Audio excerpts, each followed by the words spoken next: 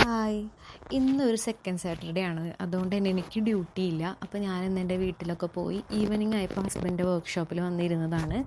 വേറൊന്നല്ല, നാളെ അതായത് സൺഡേ എനിക്കൊരു കല്യാണമുണ്ട്. എനിക്കും ഹസ്ബൻഡിൻ്റെ ഫ്രണ്ടിൻ്റെ മാരേജാണ്. അപ്പോൾ അതിന് വേണ്ടി ഒരു ഗിഫ്റ്റ് മേടിക്കാൻ വേണ്ടിയിട്ട് ഞാനും ഹസ്ബൻഡും ടൗണിൽ പോവാണ്. അങ്ങനെ ടൗണിൽ പോയി, നല്ല മഴയൊക്കെ വരുന്നുണ്ടായിരുന്നു. വേഗം പോയിട്ട് എന്തെങ്കിലും മേടിച്ചിട്ട് പാക്ക് ചെയ്തിട്ട് വരാമെന്ന് വിചാരിച്ചു. അങ്ങനെ ടൗണിലൊക്കെ പോയി വന്നു. മഴയൊന്നും കൊണ്ടില്ല. വന്ന് ഞാൻ കുറച്ച് നേരം കിടന്നു. എനിക്ക് ഭയങ്കര ക്ഷീണം തോന്നിയപ്പോൾ ഞാൻ കിടന്നു. അങ്ങനെ എണീറ്റ് കുളിക്കാൻ വേണ്ടിയിട്ടുള്ള പരിപാടികൾ നോക്കി. അങ്ങനെ കുളിയൊക്കെ കഴിഞ്ഞ്, എനിക്ക് കുളി കഴിഞ്ഞപ്പോൾ മുടിയൊക്കെ ചീവി ഒതുക്കണം. കുളിക്കുന്നതിന് മുന്നേ ചിലപ്പോൾ ആകെ ജടയൊക്കെ പിടിച്ചിട്ടൊക്കെ ഇരിക്കുന്നുണ്ടാവും. പക്ഷെ കുളി കഴിഞ്ഞ് എനിക്ക് മുടിയൊക്കെ കിട്ടി വെച്ച് സെറ്റാവണം, അല്ലെങ്കിൽ എനിക്ക് ആ ഒരു കുളിച്ചൊരു ഫീല് തോന്നില്ല. ഞാൻ എന്താ പറയുക, വൈകുന്നേരങ്ങളിലൊന്നും ഹെയർ വാഷ് ചെയ്യാറില്ല. ജസ്റ്റ് മേല് മാത്രമേ കഴുകാറുള്ളൂ. അങ്ങനെ ഞാൻ മുടി കെട്ടിക്കൊണ്ടിരിക്കുന്ന സമയത്ത് കെട്ടിക്കൊണ്ടിരിക്കുന്ന സമയത്ത് ഹസ്ബൻഡ് അവിടെ നിന്നിട്ട് ഓരോ കമൻ്റ് അടിക്കുന്നുണ്ട്. ആൾ കുളിച്ചിറങ്ങാണ്. അപ്പോൾ എൻ്റെ അടുത്ത് പറയുന്നുണ്ട്, ക്യാമറ ഓഫ് ചെയ്യ്, എനിക്ക് അങ്ങോട്ട് വരണം എന്നൊക്കെ പറഞ്ഞിട്ടുണ്ട്. ആൾ ഷർട്ട് ഇടാത്തതിൻ്റെയൊക്കെ ബുദ്ധിമുട്ടാണ്. അപ്പോൾ ഞാൻ പറയുന്നുണ്ട്, നിങ്ങൾ ഇങ്ങോട്ട് വന്നോ, ഈ സൈഡിലേക്ക്, ക്യാമറയുടെ സൈഡിലേക്ക് വരാണ്ടിരുന്നാൽ മതി എന്നൊക്കെ പറഞ്ഞു. ഞാൻ എന്തൊക്കെയോ പറയുന്നത്, സത്യത്തിൽ എന്താ പറയുന്നത് ഞാൻ മറന്നുപോയി. എനിക്കിങ്ങനെ വോയിസ് ഓവർ കൊടുക്കാനാണ് ഇഷ്ടം. ക്യാമറ നോക്കി ഓടിയിട്ട് സംസാരിച്ച് അങ്ങനെ പിന്നെ റെക്കോർഡ് ചെയ്യുമ്പോൾ ഒരു സുഖമില്ലാത്ത പോലെ തോന്നും. അതുകൊണ്ട് ഞാൻ വീഡിയോ ഒക്കെ എടുത്തിട്ട് പിന്നെ വോയിസ് ഓവർ കൊടുക്കുകയാണ് ചെയ്യുക. ഹസ്ബൻഡ് ഭയങ്കര ഇൻട്രോവേർട്ടാണ്. ആൾ ഈ പറഞ്ഞ പോലെ ക്യാമറയുടെ മുന്നിലൊക്കെ വരാൻ വേണ്ടി ആൾക്ക് ഷൈ ആണ്. അപ്പോൾ ആളിൻ്റെ അടുത്ത് ഞാൻ ആളെ പിടിച്ച് നിർത്തിയപ്പോൾ ചോദിക്കുകയാണ് എന്തേലും ചോദിച്ചപ്പോൾ ഞാൻ പറയും ഒരു ഡാൻസ് കളിക്കാമെന്നൊക്കെ പറഞ്ഞിട്ട് ഇങ്ങനെ ഓരോന്നാക്കാണ്. അപ്പോൾ ആൾക്കാണെങ്കിൽ ഭയങ്കര ബുദ്ധിമുട്ടാണ് ക്യാമറയുടെ മുന്നിൽ വരാൻ വേണ്ടിയിട്ട്. കാരണം നമ്മുടെ പോലെയുള്ള ശീലങ്ങളൊന്നും ആൾക്കില്ലാത്തതുകൊണ്ടാണ് ആക്ച്വലി. അതൊക്കെ കഴിഞ്ഞ് ഞാൻ നേരെ അടുക്കളയിലോട്ട് ഇറങ്ങി. ഏകദേശം നല്ല വൈകുന്നേരം, നല്ല ലേറ്റായിട്ടുണ്ടായിരുന്നു. ഹസ്ബൻഡ് അതിൻ്റെ തൊട്ടപ്പുറത്തെ കടയിൽ നിന്ന് ചക്ക, നമ്മുടെ വീട്ടിൽ ഓൾറെഡി പ്ലാവൊക്കെ ഉണ്ട്, പക്ഷേ എന്നാലും അപ്പുറത്തെ കടയിൽ ചേട്ടൻ 2 ചക്ക കൊടുത്തപ്പോൾ ചക്ക മേടിച്ച് വെച്ചു. അത് കറി വയ്ക്കാനും പറ്റും, പിന്നെ പഴുപ്പിക്കാനും വെച്ചിട്ടുണ്ടായിരുന്നു. അത് കഴിഞ്ഞ് അടുത്തത് ഹസ്ബൻഡ് പറഞ്ഞു ബുൾസൈ ഉണ്ടാക്കി താന്ന് പറഞ്ഞു. അപ്പം ഞാൻ വേഗം മുട്ടയൊക്കെ എടുത്ത് കൊടുന്ന് എനിക്കും ഹസ്ബൻഡിനും അതുപോലെ തന്നെ അമ്മയ്ക്കുമുള്ള ബുൾസൈ ഉണ്ടാക്കിക്കൊണ്ടിരിക്കുകയാണ്. എനിക്ക് ബുൾസൈ ഉണ്ടാക്കുമ്പോൾ നല്ലപോലെ അടി ഇങ്ങനെ മുരിയണം. ഇവിടെയൊക്കെ ഹസ്ബൻഡൊക്കെ എങ്ങനെ ഇഷ്ടമെന്ന് വെച്ച് കഴിഞ്ഞാൽ അധികം ഇങ്ങനെ മുരിഞ്ഞ് ഒരു പകുതി ഒരു വേവോട് കൂടിയിട്ട് അങ്ങനെയാണ് ഇഷ്ടം. എനിക്ക് നല്ലപോലെ അടിയൊക്കെ മുരിഞ്ഞിട്ട് അങ്ങനെയാണ് ഞാൻ വീട്ടിലുണ്ടാക്കുക. അവിടെ എനിക്ക് അമ്മ നല്ല അടിപൊളി, എൻ്റെ വീട്ടിൽ എനിക്ക് അമ്മ നല്ല അടിപൊളിയായിട്ട് ഉണ്ടാക്കി തരും. ഞാൻ അത്രയും എക്സ്പേർട്ടൊന്നുമല്ല. അതുപോലെ ബുൾസൈ ഉണ്ടാക്കുമ്പോൾ ഏറ്റവും വലിയ ടാസ്ക് എന്താണെന്ന് വെച്ച് കഴിഞ്ഞാൽ അതിൻ്റെ ഉണ്ണി പൊട്ടാതിരിക്കുക എന്നുള്ളതാണ്. ഫസ്റ്റ് ഹസ്ബൻഡ് ഉണ്ടാക്കിയ ബുൾസൈ സെറ്റായിരുന്നു, ഡബിൾ, 2 ഉണ്ണിയും പൊട്ടിയില്ല. പക്ഷേ എനിക്ക് വേണ്ടി ഞാനൊരു ഡബിൾ ഉണ്ടാക്കിയപ്പം അത് കോരി എടുക്കുന്ന സമയത്ത് ഈ പറഞ്ഞ പോലെ അത് അടിയൊന്ന് ചെറുതായിട്ട് പൊട്ടി.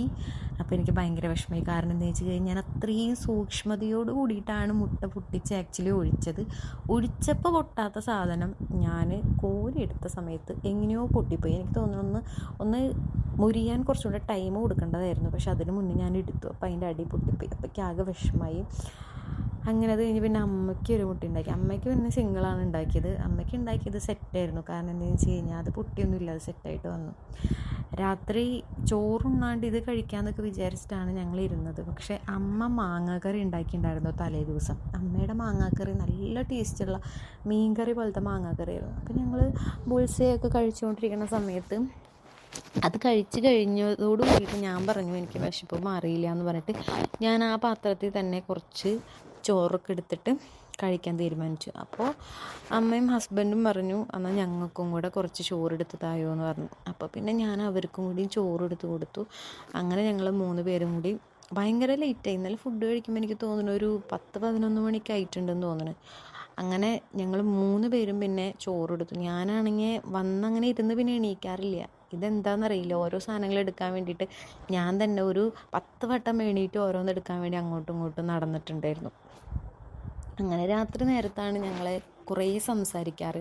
വർക്കൊക്കെ കഴിഞ്ഞ് വന്ന് ഞാനും ഹസ്ബൻഡ് വർക്കൊക്കെ കഴിഞ്ഞ് വന്ന് ഭയങ്കര ലേറ്റായിട്ടാണ് ഉറങ്ങുക. പക്ഷെ അമ്മ നേരത്തെ എണീക്കും ചെയ്യും. പക്ഷേ എനിക്ക് ലേറ്റായിട്ട് കിടന്നാൽ ഒരിക്കലും നേരത്തെ എണീക്കാൻ പറ്റാറില്ല. എനിക്ക് ഉറക്കം കംപ്ലീറ്റ് ആവാണ്ട് എണീറ്റ് കഴിഞ്ഞ് കഴിഞ്ഞാൽ എനിക്കന്ന് വർക്കിന് മുമ്പ് ഭയങ്കര തലവേദനയും ഭയങ്കര ക്ഷീണവും കെടുക്കാനൊക്കെ തോന്നലും അങ്ങനത്തെ ഭയങ്കര ബുദ്ധിമുട്ടൊക്കെ ഉണ്ടാവാറുണ്ട്.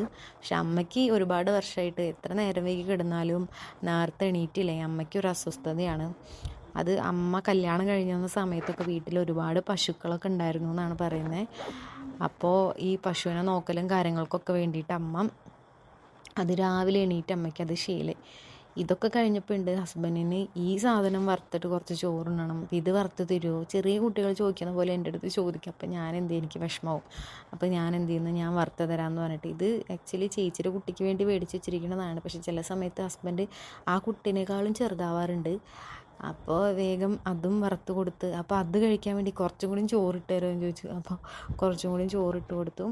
അതൊക്കെ കഴിഞ്ഞ് ഫുഡൊക്കെ കഴിച്ച് കഴിഞ്ഞ് നേരെ ക്ലീനിങ്ങിന് നിൽക്കുകയാണ്. ഇത് കാണുന്നവർക്ക് തോന്നും ഞാൻ ഡെയിലി ഇങ്ങനെ പണിയെടുക്കുന്ന ആളാണെന്ന്. ഒരിക്കലും അല്ല.